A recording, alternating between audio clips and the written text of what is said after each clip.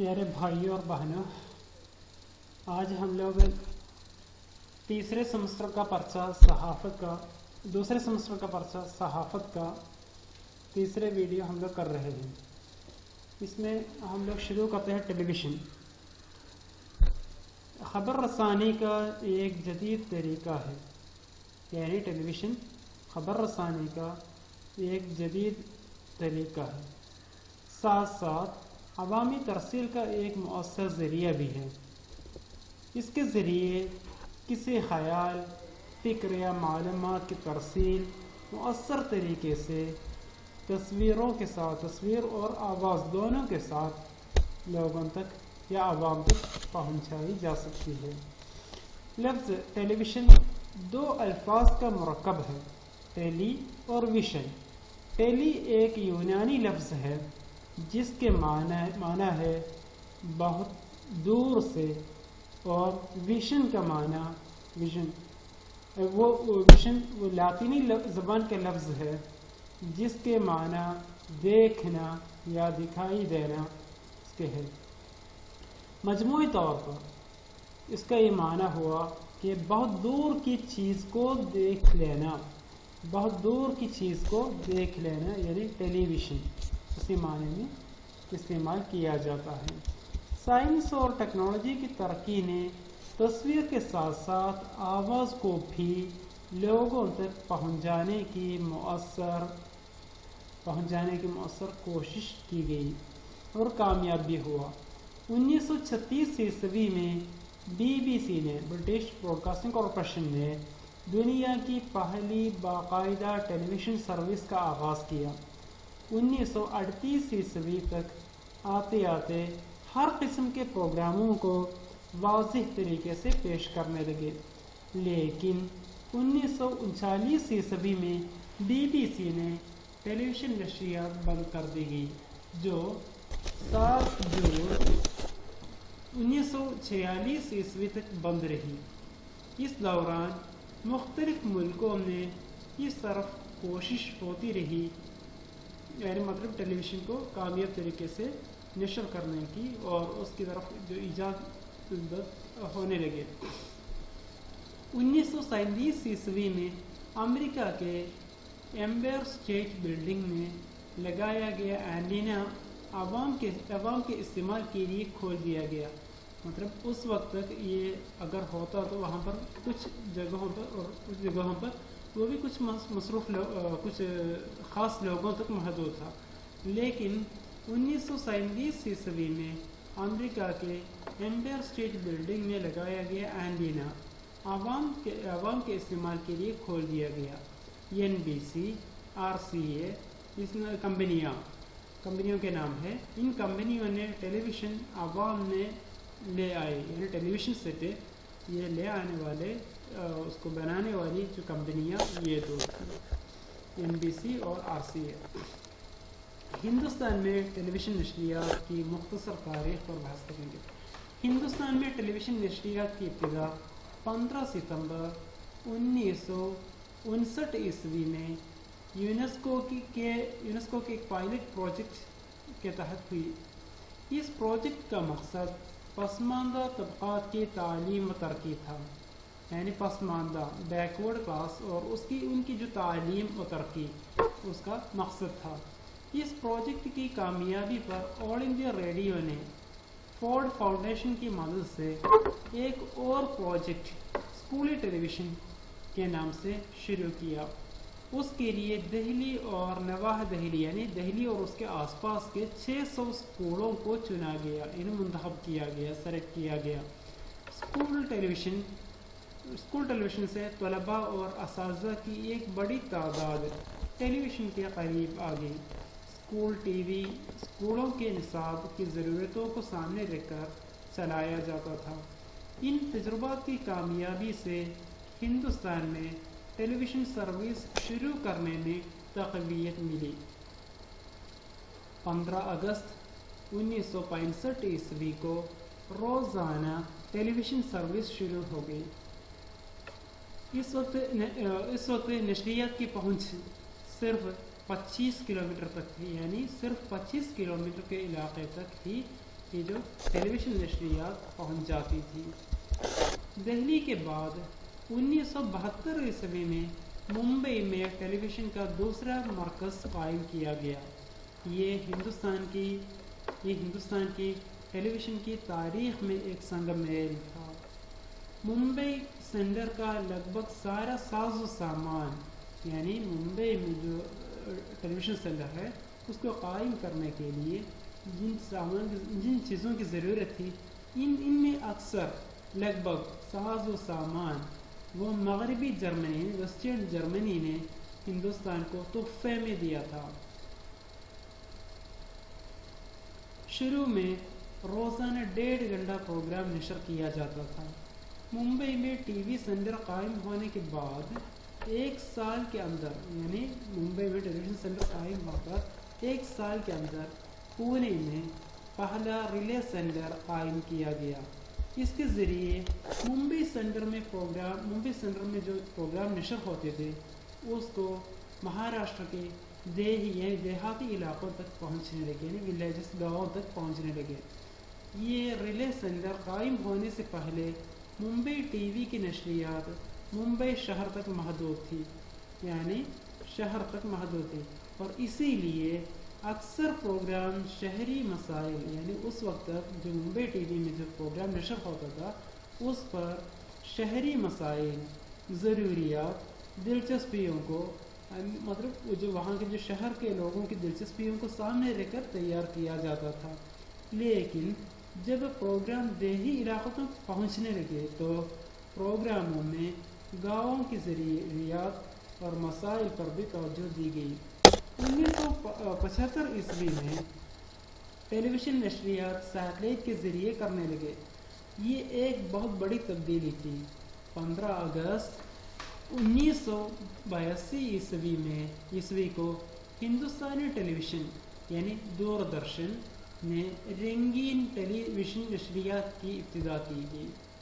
چنانچہ یوم آزادی کی تقریبات پروگرام کو لال قلعے سے، یعنی ریڈ فورٹ سے براہ راست، یعنی لائیو ٹیلی کاسٹ کیا گیا۔ 1974 عیسوی میں ٹیلی ویژن کا محکمہ ڈپارٹمنٹ ریڈیو سے الگ ہو گیا اور دوردرشن کا الگ وجود ہوا۔ 1982 عیسوی میں نیشنل پروگرام شروع ہوئے۔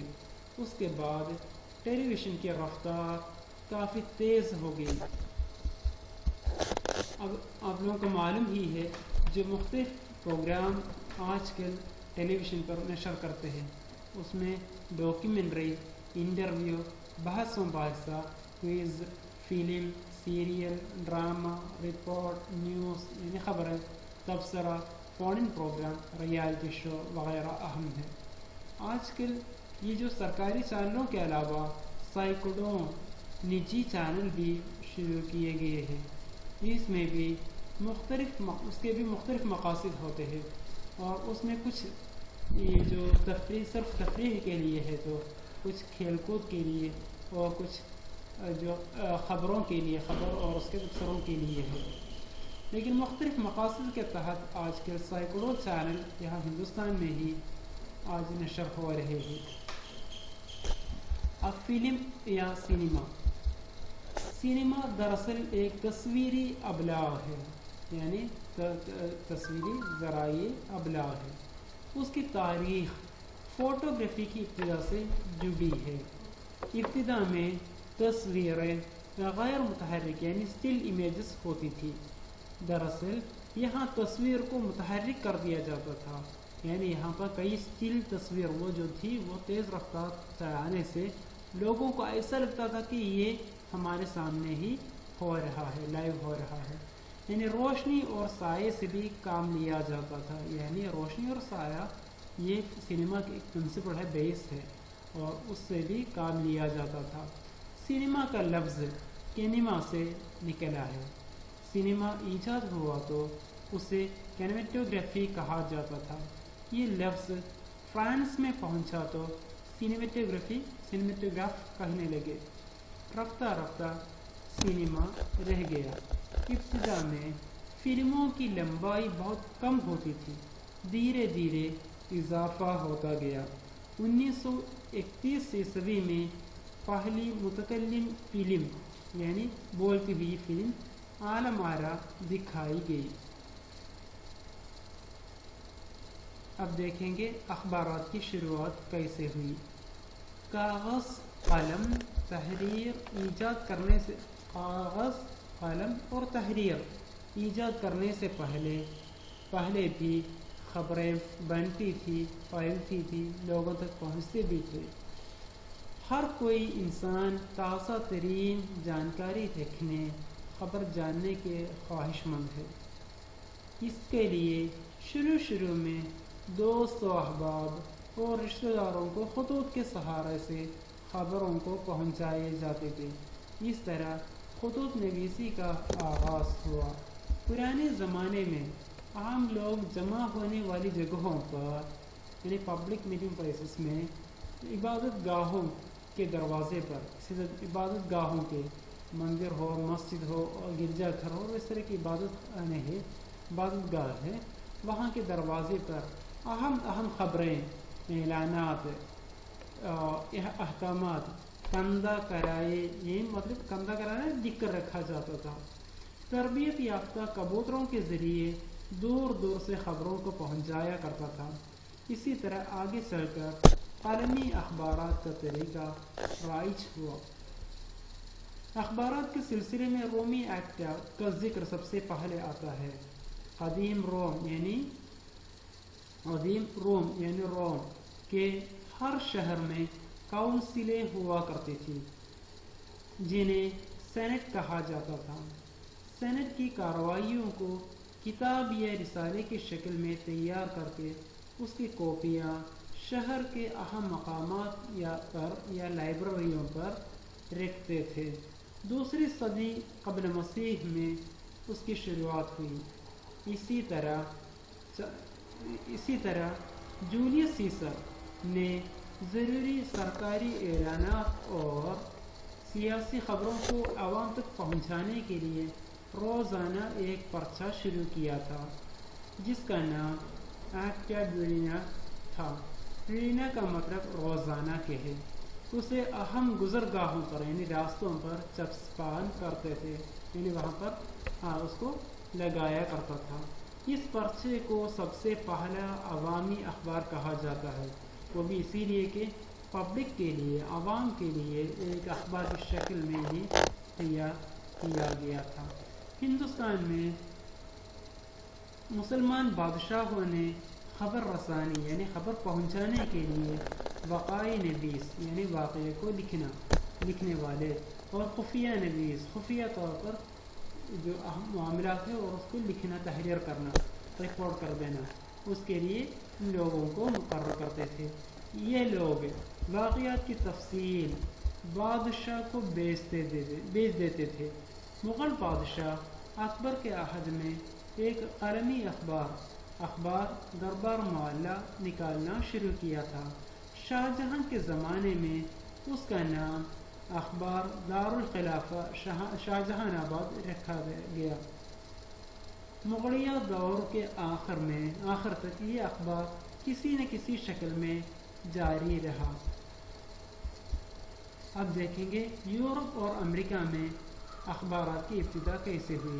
نشاط ثانیہ جسے انڈسٹریل ریولوشن کہا جاتا ہے، نشاط ثانیہ آنے کے بعد یورپ میں بہت ساری تبدیلیاں آ گئی۔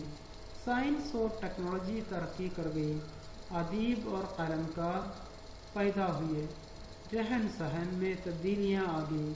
15ویں صدی کے آخر میں لوگوں میں خبروں کا ایک رجحان بڑھنے لگا۔ لندن کے بازاروں میں گھنٹیاں بجا کر لوگوں کو جمع کر کے خبریں سنایا کرتے تھے۔ 1566 عیسوی میں شہر وینیس جو اب اٹلی کا حصہ ہے وینیس میں حکومت کی نگرانی میں تیار ہونے والے ہاتھ سے لکھا ہوا اخبار شہر میں مختلف جگہوں پر ایک شخص بلند آواز میں پڑھ کر سناتا تھا اور سننے والوں سے وینیس کا ایک چھوٹا سا سکہ گزٹ وصول کرتا تھا۔ بعد میں اسی مناسبت سے گزٹ کا لفظ اخبار کے معنوں میں ہونے لگا۔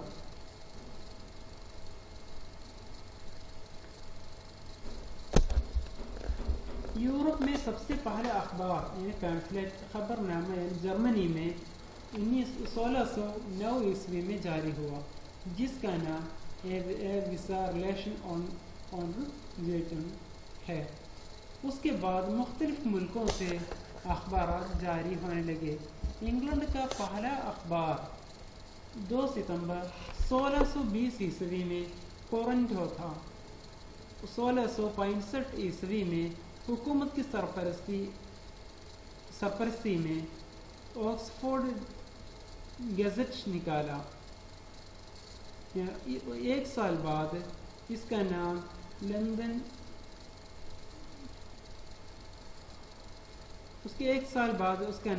لندن گیزٹ ہو گیا۔ اسے انگلینڈ کا پہلا باقاعدہ اخبار مانا جاتا ہے، جو اپنی شکل و صورت کے اعتبار سے آج کے اخبار سے ملتا جلتا تھا۔ بعد میں بابائے صحافت ڈینیل ڈیفو اور ان کی چند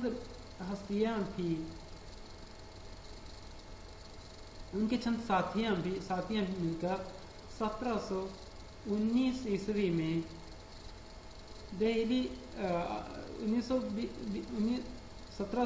عیسوی میں اخبار ڈیلی پوسٹ پھر لندن پوسٹ نکالا۔ 1765 عیسوی میں جان والٹر نے ڈیلی یونیورسل رجسٹر نامی ایک روزنامہ اخبار جاری کیا۔ اس اخبار کا نام بدل کر 1788 عیسوی میں دی ٹائمز رکھا گیا۔ ٹائمز نے سب سے پہلے دوسرے ملکوں میں رپورٹروں کو بھیجنا شروع کیا۔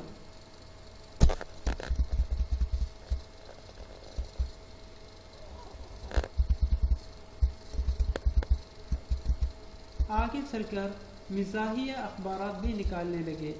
1841 عیسوی میں ہنری میہو نے دی پنچ نکالا۔ یہ اخبار بہت مشہور ہوا۔ ملک کے بہترین لکھنے والے مضمون نگار اور شاعر اس اخبار سے وابستہ تھے۔ بعد میں اسی طرز پر ہندوستان لکھنؤ سے اودھ پنچ کے نام سے منشی سجاد حسین نے ایک اخبار اردو میں نکالا گیا۔ اس کے بعد بہت سارے اخبارات مختلف ملکوں سے شائع ہونے لگے۔ دنیا بھر شہرت حاصل کرنے والے چند اخبار مندرجہ ذیل ہیں: New York Times, New York Post, Washington Post, Wall Street Journal, New York News, Chicago Times وغیرہ وغیرہ۔ اس طرح بہت سارے اخبار آج ہمارے سامنے ہیں۔ انشاءاللہ باقی کل دیکھیں گے۔